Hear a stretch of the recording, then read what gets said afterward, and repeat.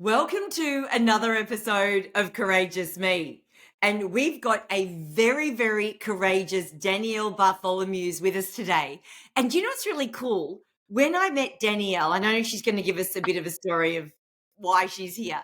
However, I was speaking at an event. She was sponsoring the event, and it was actually only her first or second day in the business that she's now in. And it was like one of those moments of, oh my gosh, how exciting. Tell me the story about it only being like day one or two. Where's that come from? So we since caught up, found out her story, and it's like, you've got to come on board and share, because there's so many people that have probably been in a position similar to her where they've been doing the one thing for so long, they're thinking about doing something else, but just trying to find that right time, that moment it can be a challenge. But this is a woman who's been there, done that. She's a personal stylist now. So Danielle, before we do find out about, yes, you're a personal stylist now, what you were that led you to here, could you first share what excites you to have a conversation with me today about courage?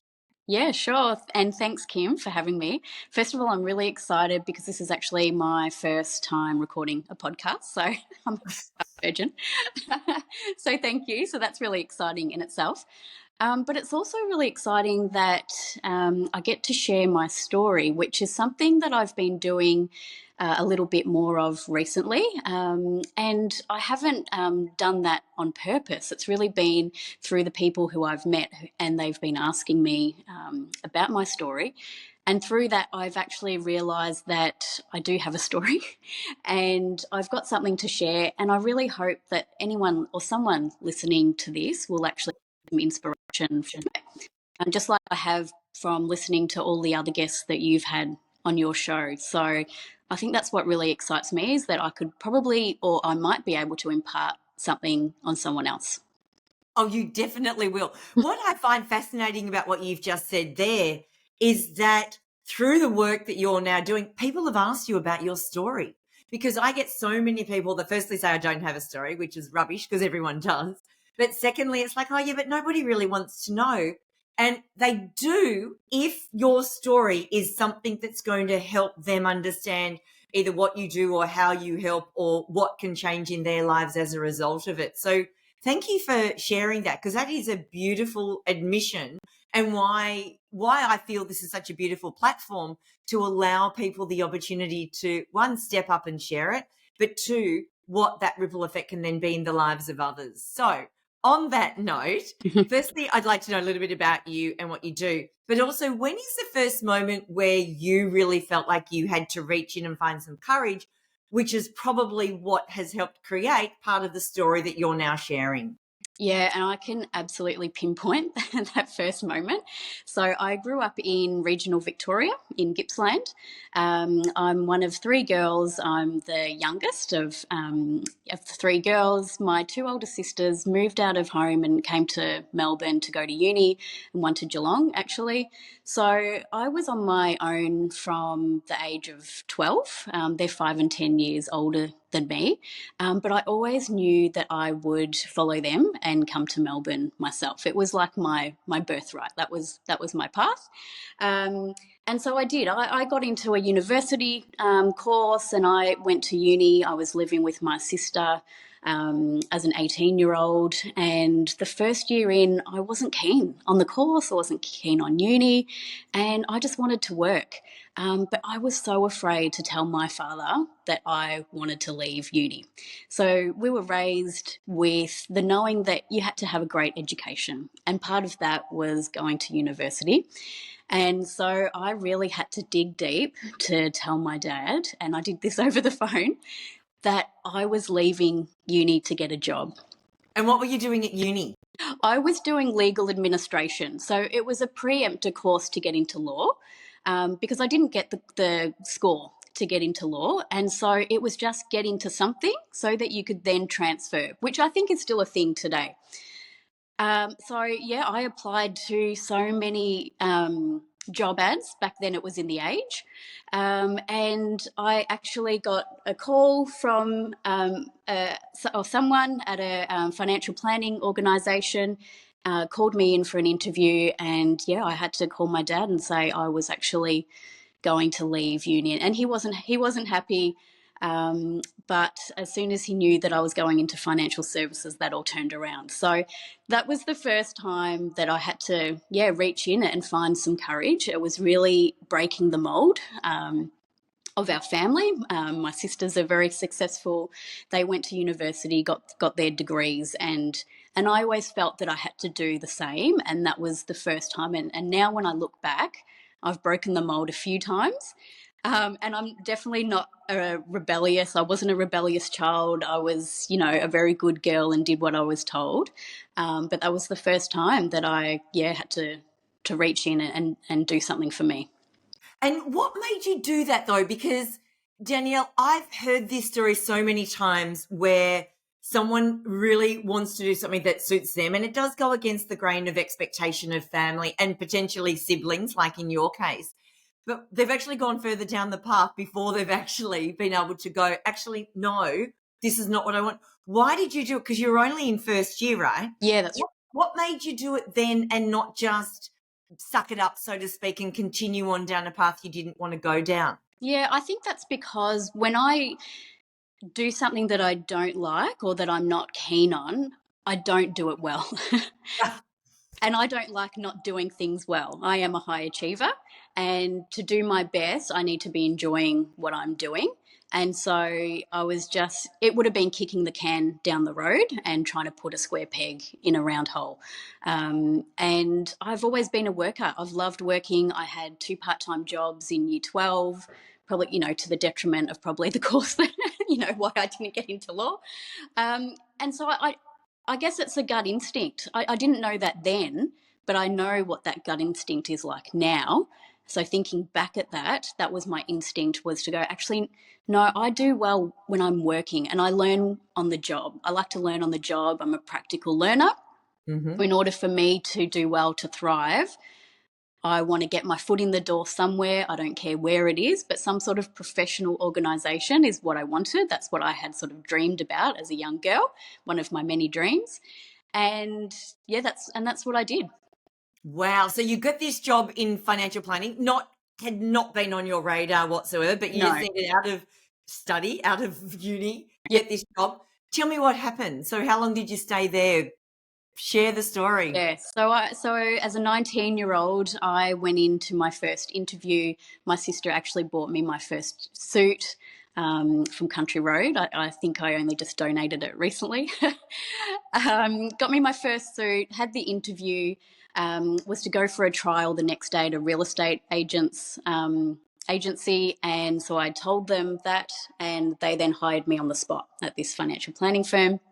Because I thought you were going to go somewhere else and you might have said yes elsewhere. Yeah. They saw you and wanted you. That's right. And the role was for a trainee, like a business administration trainee, it was called in those days.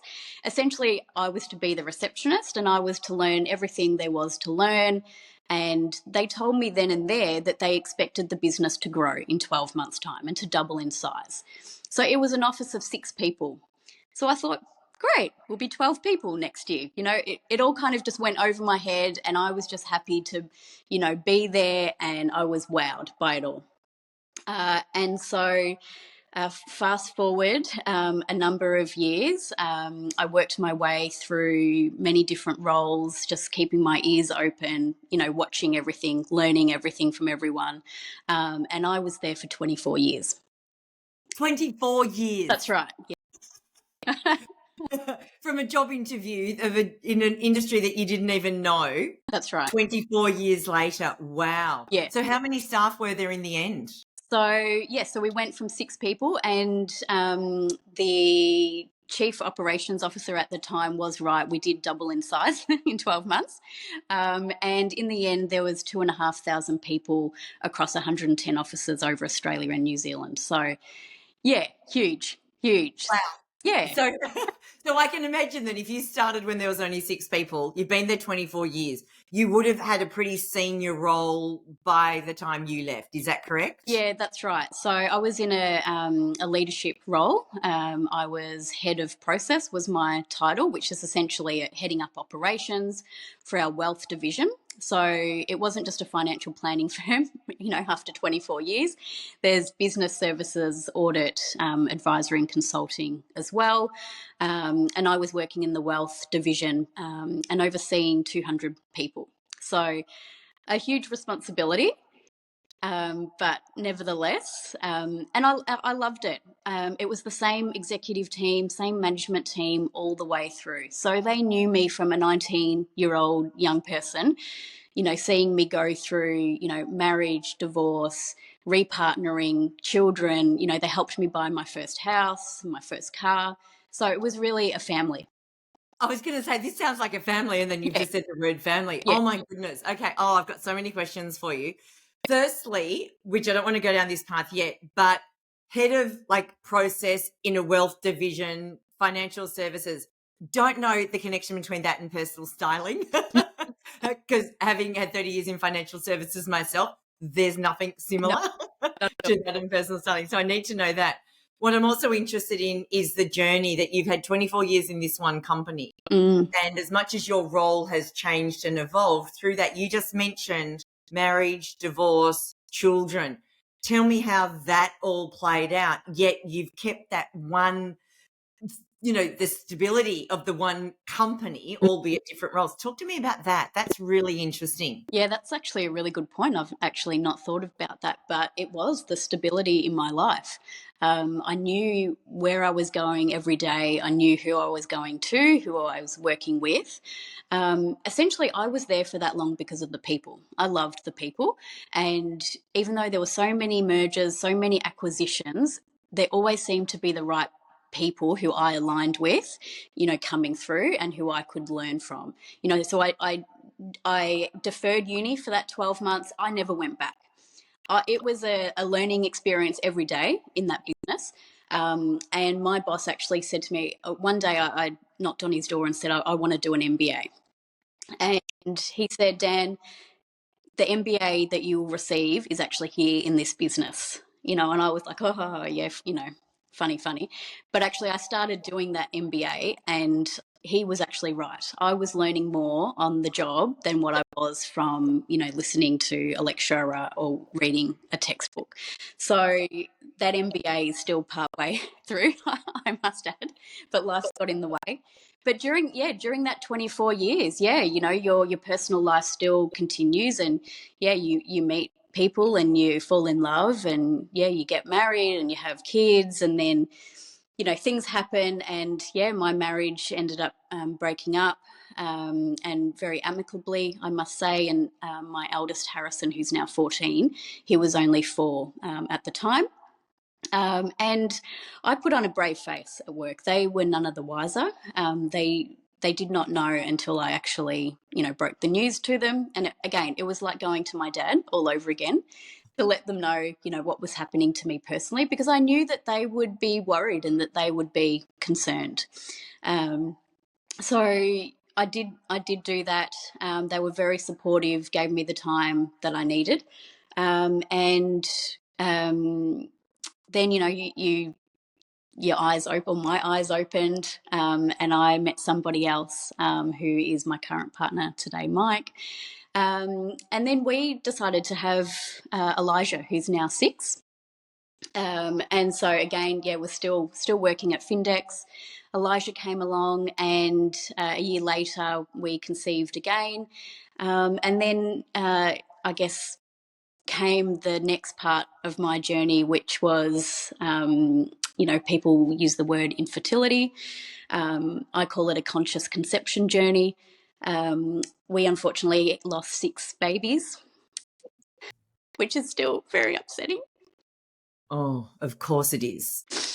And that was, I guess, another part to the courageous question. Where else have I been courageous in my life? And that was definitely, I guess, persisting, to have our third child, who we do have today. Very, very happy to say that. So you have your third after the 6 losses. yes. Wow. So you kept going. You Yeah. kept going. Yeah, Yeah. that's right. We kept going. So, you know, after our first early loss, you know, you sort of put it down to it's just one of those things. And you don't hear much about it from other women. And I, just okay, let's, you know, get back and try again. And I'm very action oriented as the head of process, very process oriented. No, I know what I need to do. Let's go again. And then, you know, it kept happening, and reached out to GP and then fertility specialists. And during that time, my eyes really opened up in terms of needing to advocate for yourself, advocate for your health, drawing on the gut instinct again, you know, knowing I knew after the third that there was something more. There had to be more to it. You know, I couldn't just keep trying without actually knowing what was going on. And the specialist we were seeing was not helpful, to be honest. Mm-hmm. He was like, "Oh, you can become pregnant, just go again, you'll be right," you know. And I had a really great acupuncturist at the time, and he referred me to a doctor in Melbourne. He's only the one, or one of a few doctors who actually test you for things called the DQ alpha gene and the natural killer cells. And when I asked the first fertility specialist about that, he disregarded it completely. And that was my cue to say, well, I don't take no for an answer. So off I went and got that referral to this other specialist. And, you know, he whipped out all the pathology slips for Mike and myself. And it turned out that we had the DQ alpha gene match. We were a partial match. And that means, and I always add in, doesn't mean that we are related because we have a gene match. We are not related. But it means that my body attacks the embryo because it's my immune system attacking it. It doesn't see it as something that it should put cotton wool around it and protect it. So we were given then by this doctor a 5% chance of having a successful pregnancy naturally. But you've already had 2 kids. That's right. Naturally. Yes. Yes. Yep. Already had 2 kids naturally. So Harrison, my first, with my previous husband, didn't have any issues conceiving or having him. Normal pregnancy, everything was great. And then the same with Elijah. So with Mike, you know, having Elijah, he came to us so easily. It was actually a shock to us. We didn't have to try for very long. And you just think that everything will continue down that path. But it turns out that Elijah was really our miracle, and he got through unbeknownst to us that we had this gene match. And then because he came through, my body was then on high alert. So not only did we have this gene match, but I also had high natural killer cells in my uterus. So I was basically told I had a hostile oven. Oh, what a lovely term, a hostile oven. That's right. Wow. Yeah. So between that, the 5% chance to have a successful pregnancy, or a 20% chance to have, you know, a successful pregnancy through IVF. And I was 40 at this stage, if not going on 41. 40, and Mike's in his 40s as well. And, you know, we looked at our life and our children, and we have 2 kids, and we gave ourselves 12 months and said, let's try naturally. We know we can become pregnant. It's the holding and the keeping. So let's just follow this immune protocol that we were told we would need to be on, or that I would need to be on. And then there was also another treatment where Mike's blood was taken, and his white blood cells would then be injected into my body. So we're not married, but I would say that we're more than just married, because I've got his blood. More than a wedding certificate, right? Yeah, that's right. And so, you know, I went on steroids, on injections, and, you know, all this medication is now pumping through my system, and I'm monitoring ovulation, I'm looking at the calendar, when should we have sex, it all becomes very mundane, process oriented. And then we were going through lockdowns at that time as well, and no one wants to be lovey-dovey during those times, and you've got kids at home and you're homeschooling.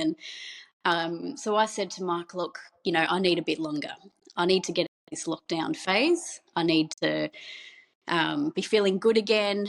Let's just give ourselves a bit longer, because the 12 months was coming to an end. And so we did become pregnant, and unfortunately lost that baby as well, but it was longer that time. So there was hope. There was a bit of hope there. And with all of the Western medicine, I've always been a huge believer in natural therapies. So I do acupuncture, chiro, naturopathy, and I'd also been doing women's circles as well, and I'd been doing them online. So I started to work with this beautiful woman, and I'd love to have a shout out to her. Her name's Clarissa Shipley. Her business is Honouring Souls.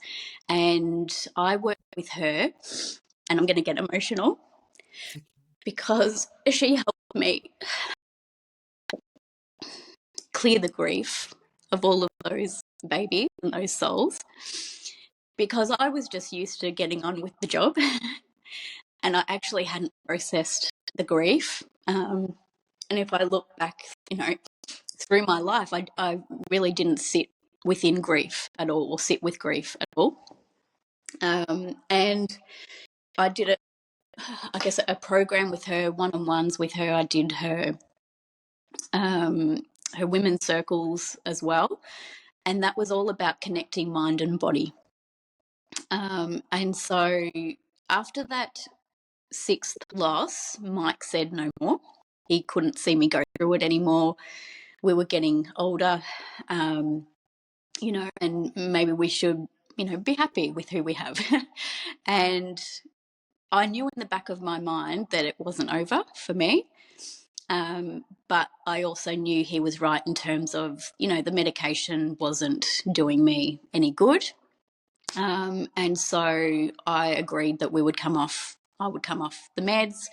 And that was a whole process in itself. So I was only on a small amount of steroids, but you start to wake up in pain every day coming off steroids. I've been on steroids for almost a year at that point, or a year.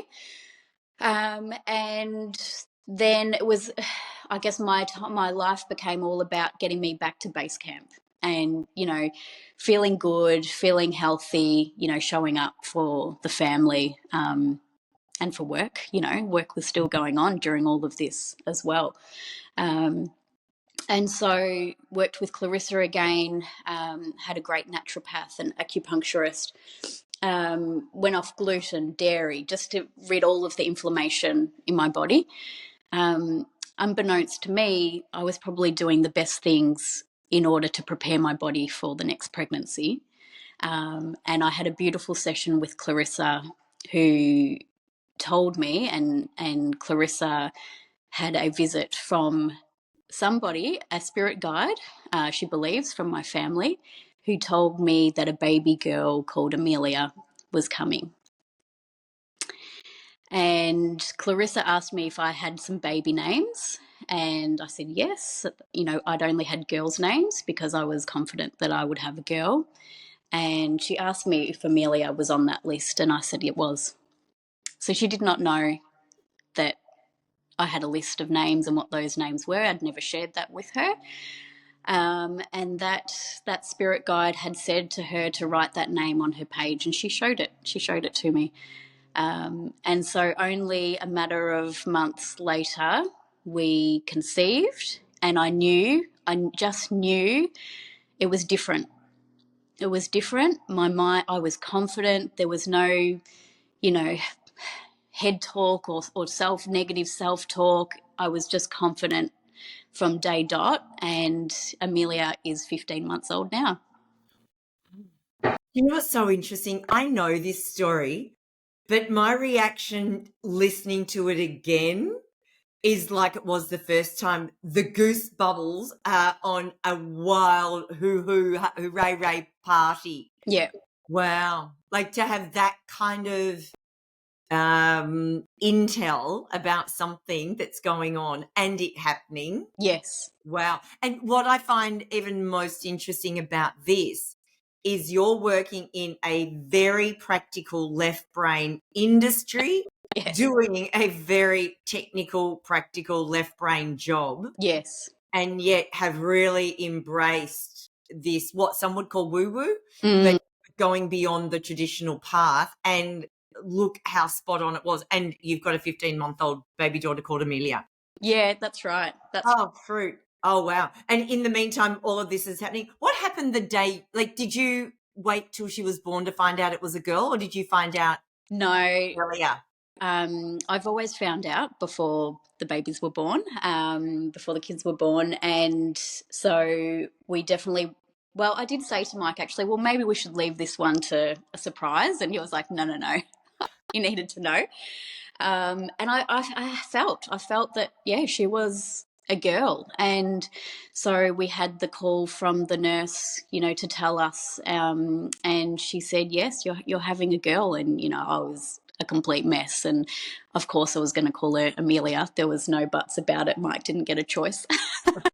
No, with this story, there is no choice, right? It's No. so uncanny. Yeah. Wow. Yeah. And I had to decide then, do I go back on that immune protocol? Do I go back on the medications? And it came down to, risk mitigation for me, going back to my compliance days. And I felt that if I didn't go back on the medications and something went wrong, that I would, I'd kick myself. I'd regret it. So I did everything I could to support this pregnancy, continued all those therapies. And yeah, I feel like, I did what I needed to do. And it was a non-eventful pregnancy, which was perfect. Yeah. Non-eventful in a good way. Exactly. Yep. Nothing thrown left field or challenging you more than the normal routine of pregnancy. Yeah, that's right. That's right. Wow. Yeah. Oh my God, that is beautiful. And it's interesting actually just to share that there's so many different people that do at least try different kinds of therapy. Some work, some don't. Yes. But that you just needed to try everything that you possibly could, so that at least you knew that you'd given everything a go before, if you had to call it quits and it didn't go any further, which didn't happen. So how does all of this then, now I'm assuming you're still at the same job that you've been at during that time? Yes. Yeah, absolutely. How does that then translate? Because I know you left, right? What made you want to leave? What stirred that up? Because you've had that stability through some big ups and downs, some really challenging moments in your life. What was the catalyst, therefore, that helped you move from that into what you're doing today? Yeah, so I was really happy within my job and my role, and where I was at within the organisation. So leading up to my parental leave in, I think it was December 2022 now. So I plan to take the full 12 months of leave or thereabouts. Actually, no, I think it might have been about 10 months. I was going to go back in October 2023. There was a lot of change going on, restructure, which, was upsetting at the time. And also being, heavily pregnant, emotions are high. But also, I was feeling for the people that I was having to make redundant at the time, which is all a part of business. I get it. I've, been there and been involved with that previously. But I guess that, and as you mentioned, that left brain, right brain, the yin and the yang, it was starting to clash a little. And I know that more now than I did then. But then, my focus was definitely on having Amelia, having a healthy birth, and just, settling into parental leave and, looking after myself and the baby and the family. So I did that. Mike took 6 months off. He had parental leave as well, long service leave, annual leave, all of that. So we had a really great time together. But during that time, I guess I really felt disconnected with the people at work. And if you remember, I said I stayed there because of the people. And that, I think that disconnection meant that I was starting to think about, well, what else is there for me? And why did you feel disconnected? Like, how did that kind of play out? What showed up for you? Just not having that the conversations with people. I went from working 5 days a week, seeing, my colleagues every day, and we're working from home still, and not in the office, but I still really felt connected to them, knowing what was going on in their lives, them in mine, and then to, not speaking to them, not hearing from them. There was a few people that kept in contact, which was great, but I think it gave me the space and the time for me to think, what else could I do? And I knew that after learning all about this DQ alpha, that there's a whole world out there of and people, a whole world of people, of couples who are struggling, to either conceive and to have children, which just opened my mind and opened my eyes. And I thought, how can I use all of this experience now for something else? I didn't know what that was.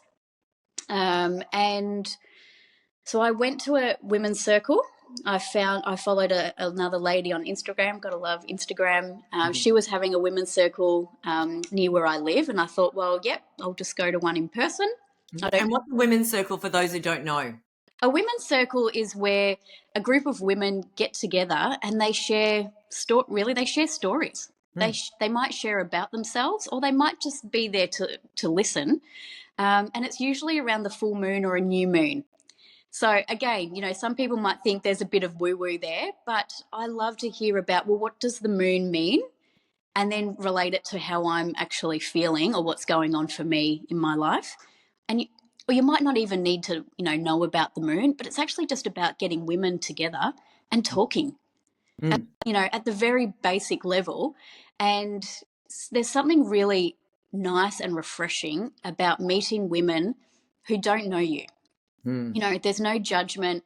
They don't know your family or your friends, so you can be as open as you want in those sessions, and that has been really cathartic for me. I've had some really good releases, but I've also learnt so much from other women. And again, it's like learning on the job. I've learnt so much through those circles.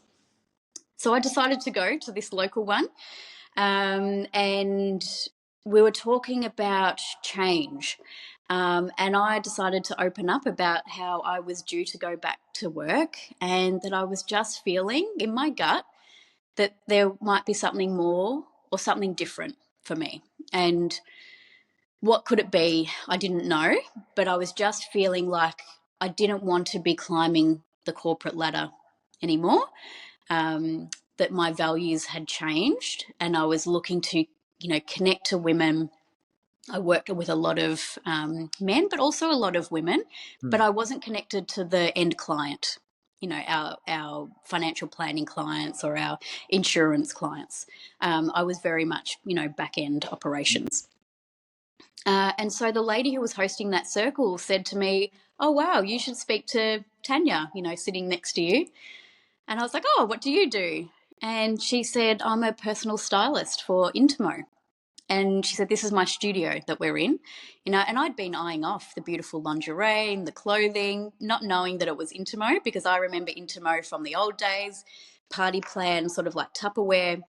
I'd been to my cousin's parties, and I still have Intimo pieces, I call it from the old days. And I was shocked, and I was like, oh, really? Like, oh, okay. And she said, well, I'll give you my card, we should chat. She said, I was thinking the same thing as you were talking. And I was like, oh, wow. But, I felt guilty. Like, I can't talk to somebody else about, working somewhere else. Like, I'm such a loyal person. I felt loyal, to where I was working. And, No, you're not talking to a competitor. I know. I know. Because Intimo lingerie does not Yeah, compete against no, a wealth business. no, No, right. right. That's right. I get So, that. yeah, let's just get that bit out there too. Yeah. And so a couple of weeks went past looking at her card, in my bedroom. And I thought, you know what? You just got to have a conversation. There's nothing else to it. Have a conversation. So booked in, we got chatting, loved the sound of the new elevation of the product. I loved hearing all about, I didn't know really about Intimo. Loved hearing about the business, Australian business founded by the late Sue White. She was from Brighton. I live in Bayside, Melbourne. Clothing is all ethically made, no toxic chemicals. They support domestic violence charities and also have a Be Breast Aware campaign. So there was all these things were ticking the box for me. I live a low tox lifestyle, so that was another tick for me as well. But then to be helping women to feel great, to look great, was just like the tipping point for me. And Tanya actually took me through an experience as a client, to see if I would like to do that. And as a mum coming out of postpartum, was still breastfeeding at that time, I felt like $1,000,000. My shoulders went back, my boobs came up, and beautiful clothes on that were not maternity clothes. And I thought, wow, if I could do this for other people, then that just makes my heart sing. And actually, I didn't even think, oh, could I do this? I didn't doubt myself. I just thought, I could do this. I feel like I've learned by going to all these women's circles. I can talk to women. I can listen. It's all about listening. It's all about service. It's all about, what does the person in front of me want? What don't they want? What do they like? What don't they like? And so, so conversations continued. But then also conversations started happening with my work where my role was actually redundant, and I was to be redeployed to another role. Talk about timing. Yes. Far out. Yes. Yeah, your spirit guides are definitely watching over you. Yes. Yeah. Right. That's right. And so, there was a period of a few months where there was a lot of angst, and I feel like a bit of a black cloud over me because, I was disappointed on one side of the changes happening, but then also being pulled in another direction. And I came to another point where, again, just like calling my dad all those years ago to say I was going to leave early, I literally did that with one of my work dads. And had a conversation with him, a beautiful conversation with him, or a couple of conversations, and I ended up saying, look, for me, it's time for me to move on. And I'm not going to a competitor. I want to do something completely different. Those conversations with Intimo had been happening. They put me through a really rigorous interview process, completely different to the old days where you could just sign up, your mum, your friend, your cousin to be a Intimo rep. So I feel like, I went through, the right process, and I feel like I got to a great point with my old company where they knew where I was coming from, we parted on really good terms. We had a beautiful lunch only a month or so ago where, the founders were there who were there when I started. Wow. And but how beautiful. Like, I can't imagine you not letting it end beautifully. But how did you feel? Because you've had 24 years of stability, only one company, like I said, albeit throughout the changed roles in that time, through some pretty big life events. How did you feel, even though this redundancy has happened, you're already speaking to Intimo, but you've actually got to now close that chapter by choice, but you've actually got to close that chapter. And how did that play out with your husband and the practicalities, right? You've got a young baby. That's right. And you're walking away from a state, because even though I'm assuming you were made redundant, there would have been other opportunities within the company. Yes. And so do work. Yeah, I asked for the redundancy to be put on the table. Yep. So, and that was something that they came to the fore with. So they didn't want me to go. So they weren't making me redundant. They had another role for me. It just wasn't the role for me. And so that was, I mean, that took courage in itself to ask for that, because for 24 years I had gone with their flow. Whatever opportunity they provided me, I did what they asked. I, relished in it. I took every opportunity and I got to where I was. And yeah, stable, full-time employment, great salary, helped us to live the lifestyle that we want to live. And then I say to Mike, I think it's my time. And he's like, oh, shit. Really? Now? Do you reckon you could have done that like when the kids were older? Right. But he is so special. He is somebody who has, I think, always challenged the status quo. And so he's got quite a good influence on me. And, we've lived very different lives. So, I was country girl, have lived then in Melbourne, for most of my life. But, he's born in England, lived all over the place, New Zealand, the Netherlands, studied overseas. He's a bit of a nomad until he met me. And he's always questioning everything. And that has really helped me to, whether it was, pregnancy related, fertility related, question everything. Don't just say yes and do what, you're told, which definitely goes against my upbringing. So it has been, it definitely keeps the relationship alive. That's for sure. That's for sure. Yeah, because it's actually that influence of questioning everything that's had you question this stable 24-year job and move on when you've got a 15-month, well, actually, it would have even been younger then. Yes. Yeah. Exactly. But you know what? He is super supportive, and he could tell from the moment that I came back from that first meeting, or that first chat that I had with Tanya about, the potential of working with Intimo. He could see that I was lit up. I was confident. I was, just so happy. And then I had a conversation, with my mum, and she could hear the same thing, in my voice. And so, Dad, how did he take it? well, in true dad's style, he said to me, "Well, do you think it will affect your chance to buy another property?" Were you even in the market to buy another property? No.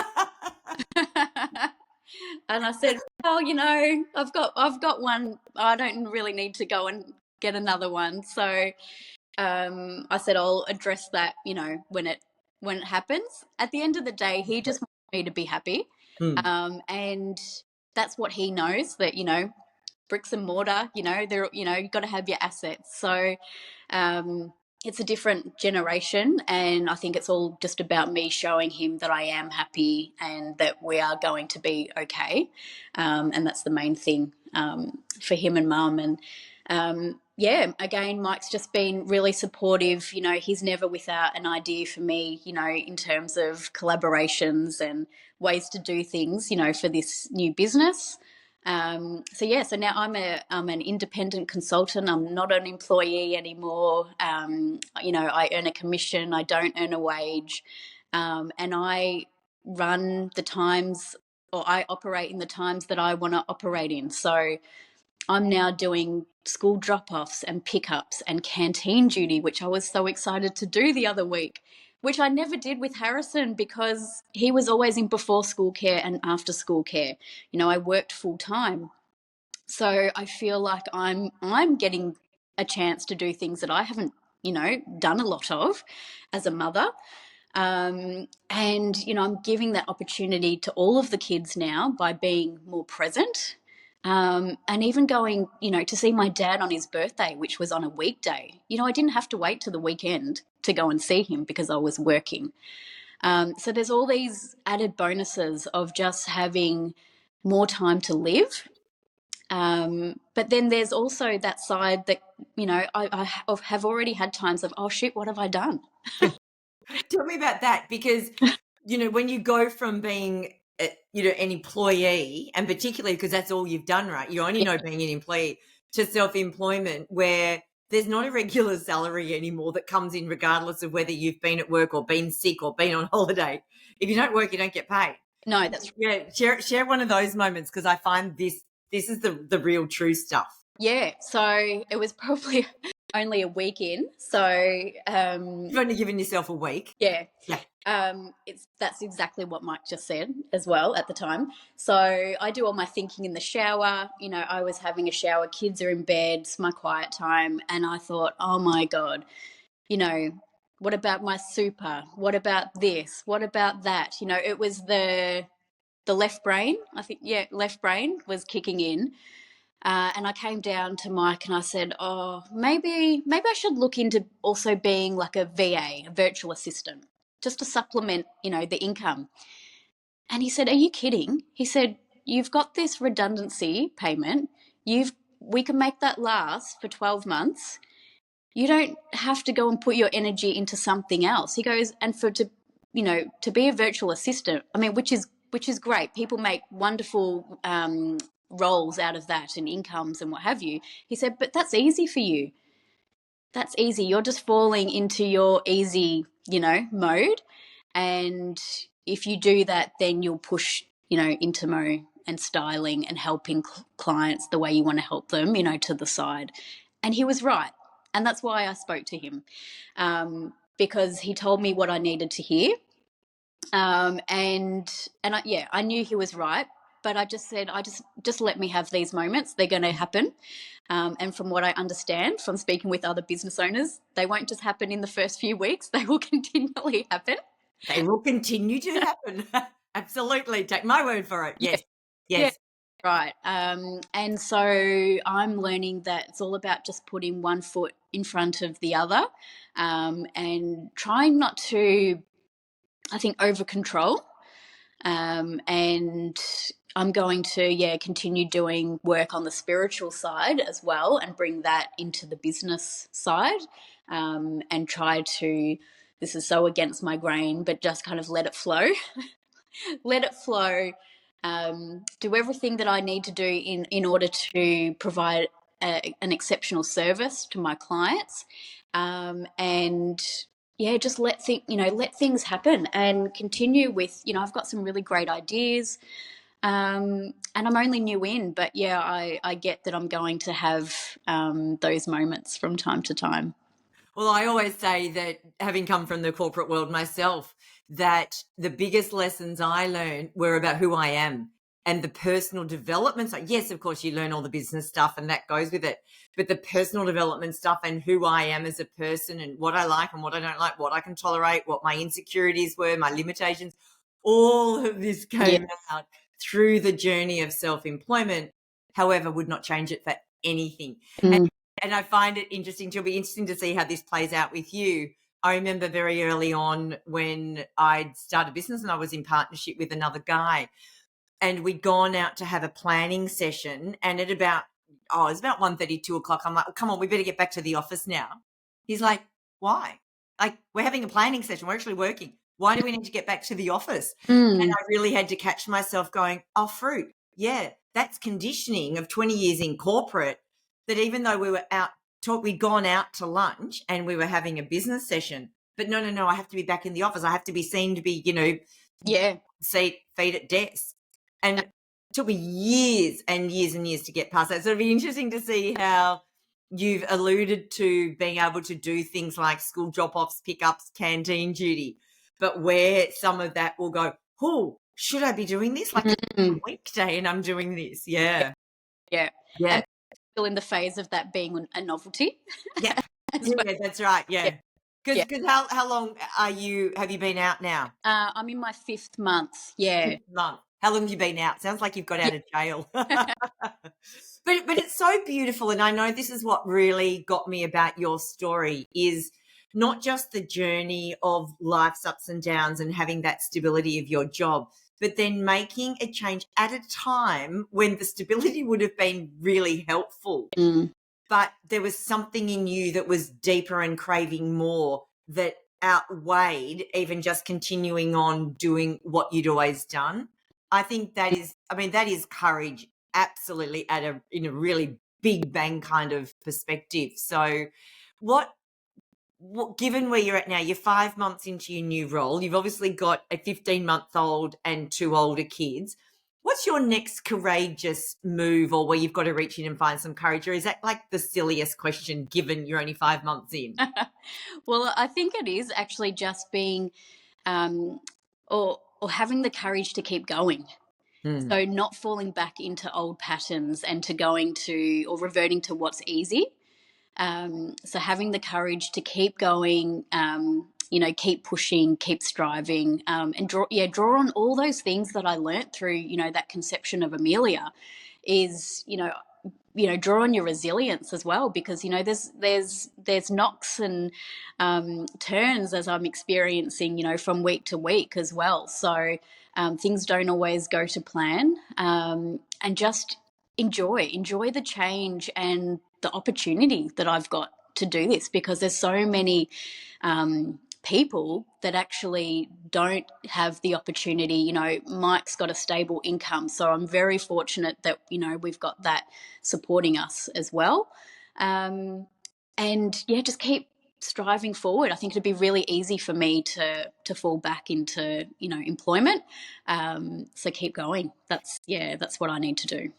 Yeah, completely agree. And also I love, though, that you've come from such a process background, and to allow that flow in, allow some of that unknown to come in and go with it. You've followed your gut with this, and it's led you to this path. So trusting that there is a reason for that as well, and not just yet reverting back to old habits of what you know and what feels comfortable and familiar. So, oh, wow. I'm so looking forward to this journey. And I know that I have a personal styling fitting happening soon in the next couple of days with you. And I cannot wait to experience what it feels like being on the other end of the beautiful gift that you're now bringing to this world.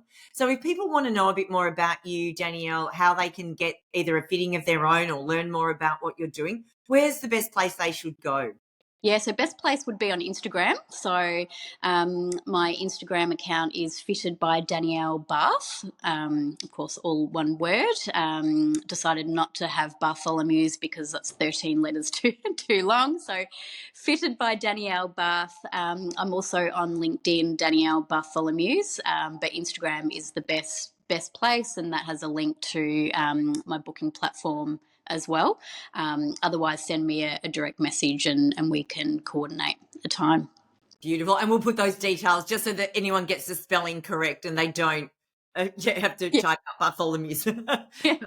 I love that you've done that. And Bath is actually with an R as well, Barth.